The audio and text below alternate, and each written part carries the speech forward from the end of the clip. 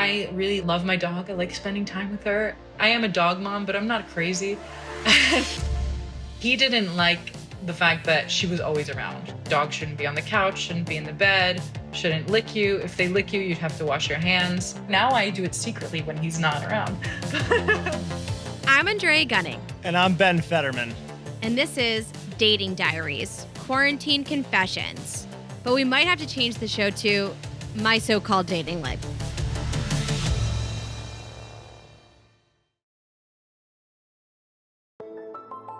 Dre, did you see what I texted you this weekend? The New York City's Health Department's Guide to Safer Sex? They released a full guide of how to have safer sex in a quarantine. Like bullet by bullet points of what you need to do. We got to unpack this. I mean, here's the first one. Have sex only with people close to you. It seems like they're promoting a little friends with benefits. If 2 is company, then 3 or more is definitely a crowd. These are direct quotes, guys. I love that they went right into the deep end. Well, here's the next bullet. Maybe you should get creative, and not by dressing up, but using physical obstacles to keep distance, like walls. Glory days for glory holes, am I right? Do you think that having sex with a hazmat suit is going to be like a fetish in a few years' time? I mean, a hazmat suit sounds like a better recommendation than a wall. I mean, say what you will about the furry community. I feel like that they are ahead of the curve here. Maybe we'll see hazmaties, Are you saying the furries are thriving through quarantine? Yo, the furries are fucking thriving, RN. Thriving. We'll start with a guy who isn't focused on sex right now. He's actually focused on love. Danny is 26 and works in finance. He's been living back at home during the worst of coronavirus, but is preparing to move into the city soon. Danny has a first love. Not a woman, a man. A neurotic Jewish guy from television. Larry David. I love everything about him, Seinfeld, and more specifically, Curb Your Enthusiasm. He did this quarantine photo shoot very early on where a photographer went by and he was in his house, making sad faces. Danny is a little obsessed. Some may say Larry David is his spirit animal. I put up a photo of him, and then 2 days later, she did. She is a girl on Instagram. They barely knew each other. But hey, another Larry David fan? That caught his attention. And I replied to it. I was like, he's the greatest of all time, isn't he? And then from there, it just was boom, boom, boom, boom, boom, boom. Fast, fast, fast. I think I probably followed her because I saw mutual friends a year or 2 ago, and she's gorgeous. So we're locked in a conversation 2 weeks later. And it hit a point where it was just whoa, this is actually more than just a casual internet conversation. They had chemistry. It was jumping off the screen. It was something Danny hadn't felt in a really long time. It's just a normal thing to reply to people's stories, but kind of realizing right from the jump it felt a little more than that. But then having it confirmed by her kind of saying I'm not a free bird was the words she used. And I was like, oh, all right. Not a free bird. So she felt it too. Enough to say, I'm in a relationship. It was a shift in the mood of the conversation of where we both mutually understood that it was something more than just this lighthearted friendship, that there were starting to be these feelings there or whatever. Danny wanted to respect her boundaries, so they embarked on a friendship. I would never step on anyone's toes, and that kind of created this gray area for me. I was already invested at that point.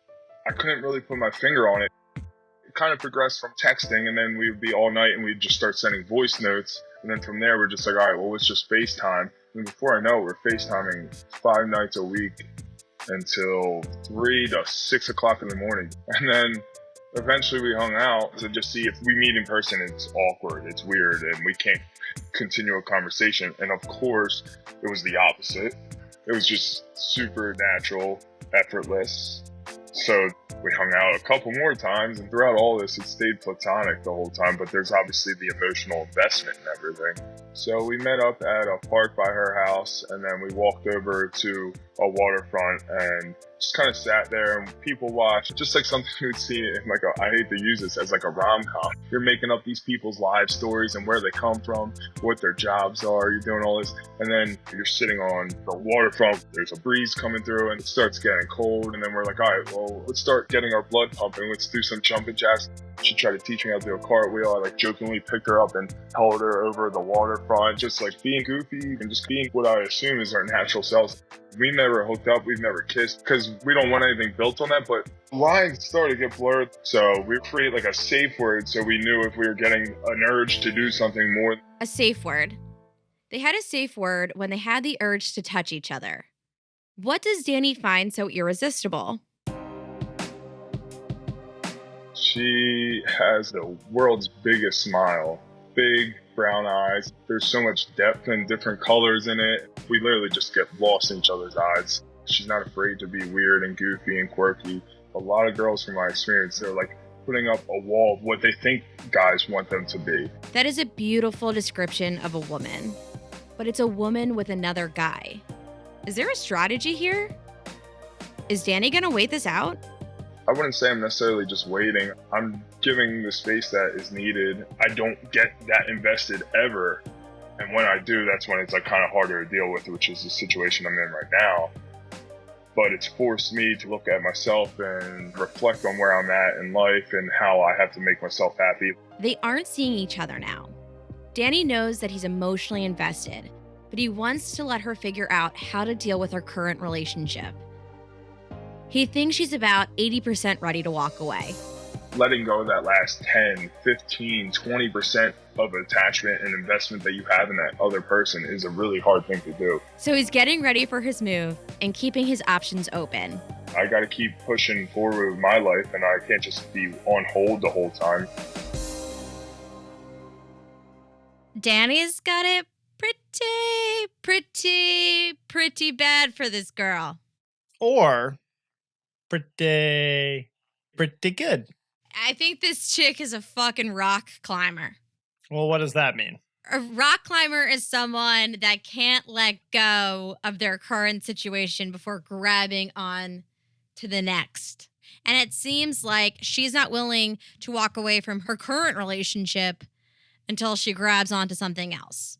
So she can't safely exit a relationship without having the safety net of grabbing onto a new opportunity. She's emotionally cheating on her boyfriend. Yeah, 100%. And Danny, I'm not judging you at all, but you know she's with somebody else. How would you feel if the person that you were seeing was talking to another person the way that she's talking to you? Are you okay with participating in this kind of behavior? I think that they're both allowing themselves to get caught up on the fact that this isn't quote unquote cheating because there isn't a physical element to this relationship. Hence the fucking safe word. If my boyfriend, I don't have a boyfriend, but if I did have a boyfriend and he had a safe word with another girl, I would fucking lose my mind.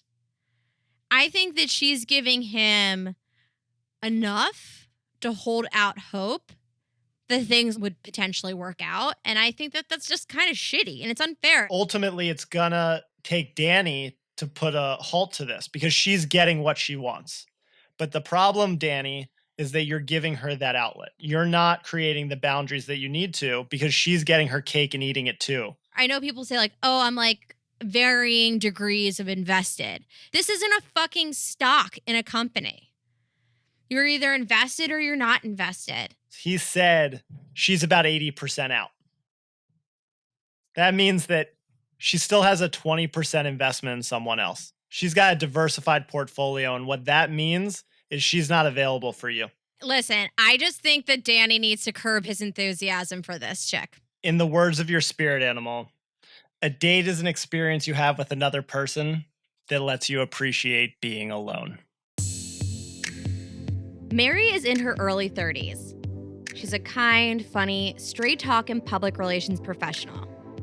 Dating hasn't always been easy for Mary. I had just gotten through something that ended pretty poorly. Decided to get on Tinder because I was bored and lonely and sad. Met this guy and we started talking, and it kind of went from there. You can only see so much on a profile, but he had a few things going for him. He was active and had good taste in music right off the bat. Those two things are important to me. But Mary had no time for games. I said from the get-go, listen, if you're looking to just hook up, that's not at all what I'm interested in. And he was cool with that.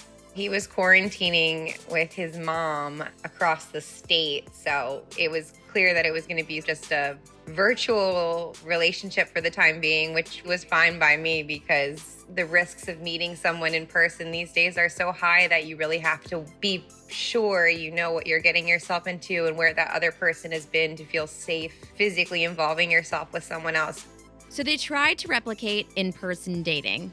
I'd sit and have a beer or a drink and shoot the shit. He'd make me playlists, which of course, is like a surefire way to my heart. So it was like dating, but without the other person physically present, which is kind of interesting. And in some ways, I feel like it kind of takes the pressure off.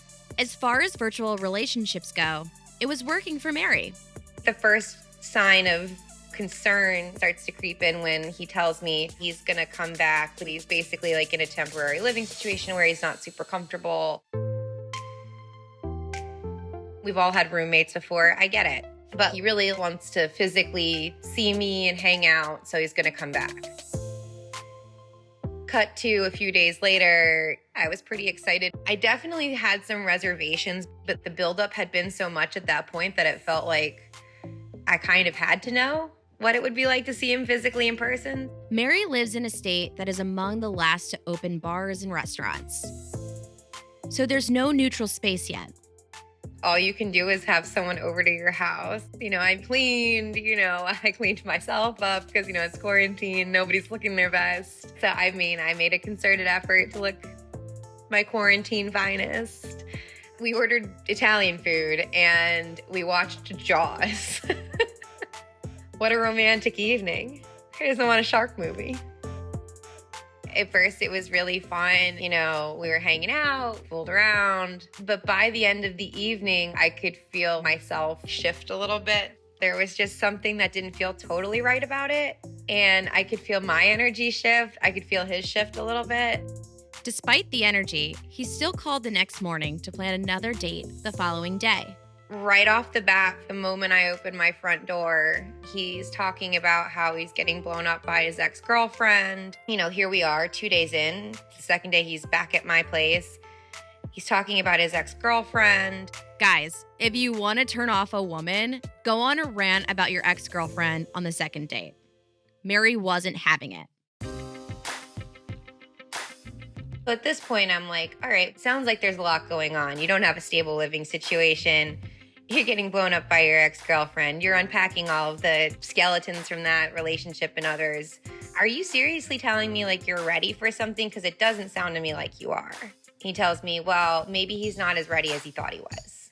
And so at that point, I'm like, I don't want to go any further. I don't want to continue to be involved with somebody who has a lot of stuff to work through.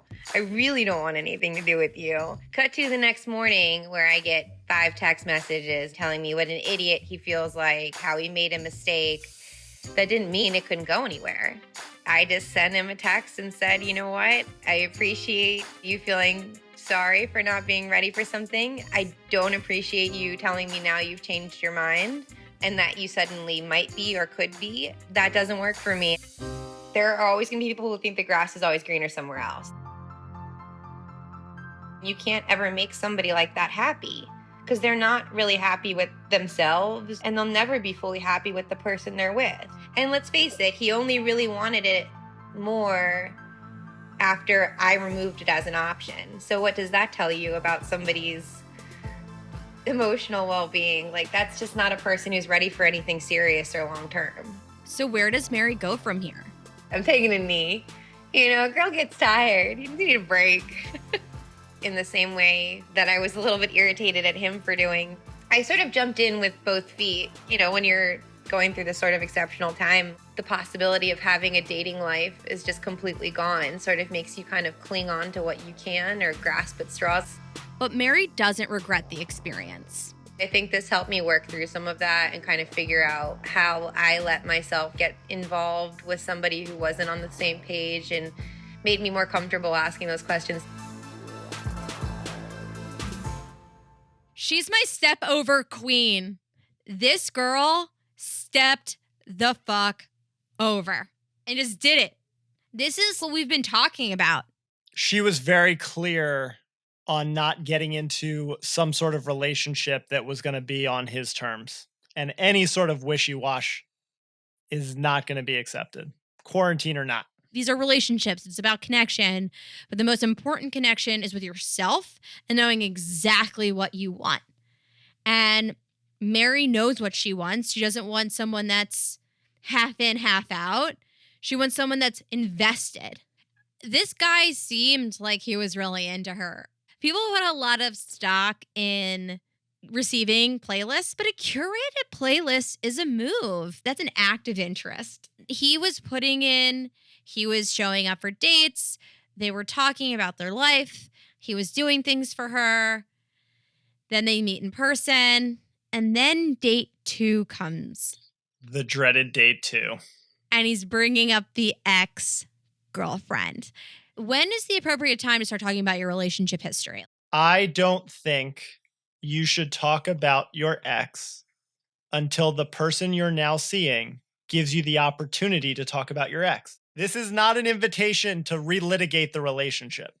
You cannot just pile it on them with your emotional baggage, especially if there's a lot of goddamn baggage there. I think that there's a lot of value in relationship history.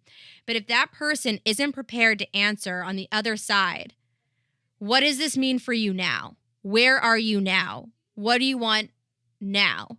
If that person isn't prepared to answer that question, then they're not ready to move on. And in Mary's case, she heard what he was saying, knew intuitively, I need to address where are you at right now? Because you don't sound like you're ready for something. And he was like, I don't know if I am. So she saw the behavior that she's dealt with in the past and just put an end to it. And you know what? He fucking came back and was groveling. And she was like, no, I don't want someone who wants me the minute I'm walking away. I don't want that. And I love that Mary was like, nah, go make a playlist for your ex-girlfriend. Because I'll make one for my fucking self. You need to get clear on what you want. And if what you want is me, then I'm here. But if it's not, I'm out. And I think ultimately that is what the step over was.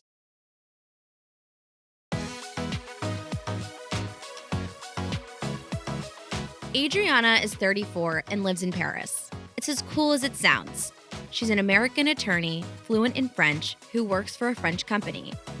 She has an expat community and French friends as well. And she's been looking for a partner in Paris. The way singles connect en français was eye-opening. I think that French people are serial romancers. They really want to fall in love, and they fall in love very quickly. They don't really date here. They don't date more than one person. French singles are using dating apps, but aren't talking to multiple people in the same way that Americans do. We met on Bumble, and then we had our first date right before COVID. And then we had gone on a couple of French-style dates. He was so communicative. His messages were really funny. They were super witty and smart, and we had a lot in common, even just talking on Bumble and then via text. His English was perfect. French-style dates. It's not typically a coffee or a drink with an escape plan mapped out. It's usually dinner. He knew a lot about wine without being a snob. He was really into food without being hoity-toity about it. And he just had a great mannerism. It was one of the best first dates I've ever had. Our second date was actually the day before my birthday, and he got me this extremely nice gift. He got me a copy of The New Yorker from the week of my birth in 1986. And he got me a really nice bottle of whiskey because he knows I like whiskey.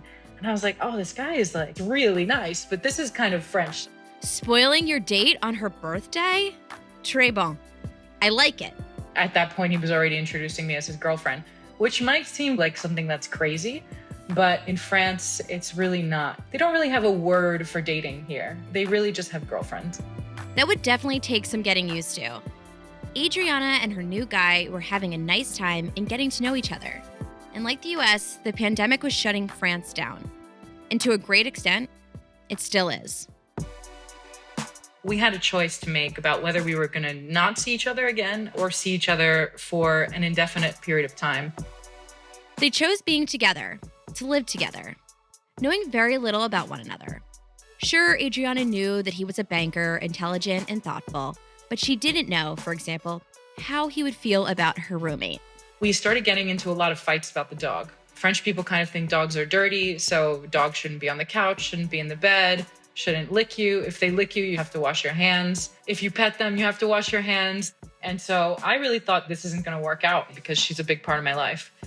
But he made a real effort. I told him that it was a problem for me. And he said, can we come to a compromise? Just like wash your hands more often and don't let her sleep in the bed and then we'll work on it. It's hard to tell if the fights are fundamental or if the fights are about quarantine. I don't think it's normal for people that have only been dating for 2 weeks to live with each other, but that's kind of what we did. And so I was kind of letting it ride. Some of the tension was also rooted in their cultural differences. I am a snacker. I work out. I like snacking between meals, but in France, it's considered so bad to snack. So we were getting in little fights about what is more clean, touching a dog versus getting salmonella. And also, why can't I eat a yogurt at 4 p.m. if I want to eat a yogurt? I also go to bed earlier than he does, and it was just getting annoying. It's these kinds of things that you really only deal with if you live with someone after you move in, usually after a year or something. And I was suddenly dealing with them so early on, before I even knew his middle name or his political ideas or anything like that. So what do they have in common? We really like analyzing language and poetry and things like that. We like going to art galleries. We're both really into art, and we're both into Italian soccer. It's because he's half Italian. He really likes Italy. I love Italy. We love spending time with one another, and we both want to have children and a family. I think the values part is different, but mainly it's different because I'm American and he's French. French people are much more traditional. And here's the pièce de résistance. He really challenges me on a lot of levels, and to be honest, I've never been in a relationship where my boyfriend was smarter than I am. Never. I've dated a lot of people, unfortunately, and he is so smart, and I'm pretty enamored in that sense with him. But in general, we love each other. Is love enough? Recently, Adriana has been confronted with new questions. I think the thing that is coming to a head is really the Black Lives Matter movement. I'm very supportive of the movement. I really feel horrible about the lack of justice that we have for minorities in the United States. And I don't think that he sees it because in France, things are very different. Although there is racism in France, the laws are very protective of people in general. And in the US, they're much less protective. So he can't really see the issue as much. So we're trying to have discussions about it without getting into heated arguments. But my big question is, Scalia and Ginsburg were best friends before Scalia passed away. But could Scalia and Ginsburg get married? That's my question. Do I need to go to France to find a guy that's down with monogamy? Dre, I think a French man is a deal breaker for you, just off the bat. First of all, if I had a man commenting on my snacking habits, I would go out of my mind. We have another relationship of to see or not to see.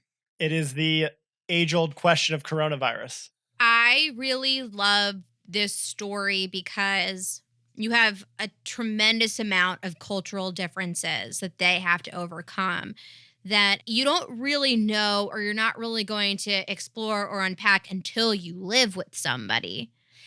And I think that being attracted to someone is important. Having chemistry is important. But I firmly believe that the foundation of a relationship is choice. To love is to choose to love. And there are a lot of differences, critical differences between these two individuals. She can't really pet her dog without washing her hands. She can't eat a fucking yogurt without him up her ass. But he's making choices and he's working around it. I think that says a lot. If you're going to get beyond something that's foreign to you, that you don't understand, but you're going to choose to work towards understanding because you care enough to choose, is the foundation of love. What I think will be interesting for them to navigate is, how do these compromises work in practice? If it leads to continuing bickering, then they need to set a better structure for success. Like, who's not bickering right now? You and I bicker. Bickering's part of life, but it's about how you show up after that. I mean, we're only human. I do have to talk about one other thing, though, because I think they're going through something that I think is more challenging than marriage. It is harder to move in and merge your world with another person than it is to get married. Because when you get home after wedding day, it's kind of the same.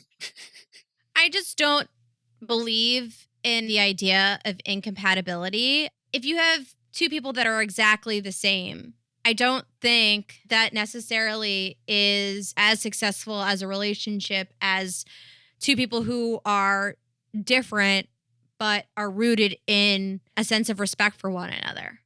And I just think that a lot of people get caught up with trying to find the most compatible person to be with. Once you wake up and realize that it's just about honoring another person, choosing to make choices that are important to you and important to them, it falls into place. It's not always a fairy tale. You know, the prince isn't always on the white horse. No. It's not like a magical formula. You just have to be willing to do the work. Sometimes the prince is fucking nose in the book that is your fucking life and wants to understand where you're coming from. And that's, you know, a little bit more important. He may push your dog out of the bed. That I can't deal with. I would guess if they commit to one another, he's going to commit to the dog. On the next episode of Dating Diaries, Quarantine Confessions. Well, he was talking about how much he liked my boobs. And I was like, well, you ride by my window and I'll flash you. Just like playfully, you know, like I wasn't trying to be some kind of sicko public nudity flasher woman. Yeah, it's going there. Subscribe now. If that doesn't do it, what will? You can always reach out to us at datingdiariespod@gmail.com. I'm Andrea Gunning. Stay safe out there, guys. This podcast is hosted and produced by me, Andrea Gunning. Executive produced by Nancy Glass, Ben Fetterman, and Carrie Hartman. Produced by Julie Clark and Raphael. Edited by Matt Delvecchio with assistance from Dean Welsh and Kelly Wardhand. Thanks to production coordinators Megan Paisley and Brianna Fars. The show was mixed by Dave Zaya. Special thanks to Mybe Music. Some names have been changed to protect privacy.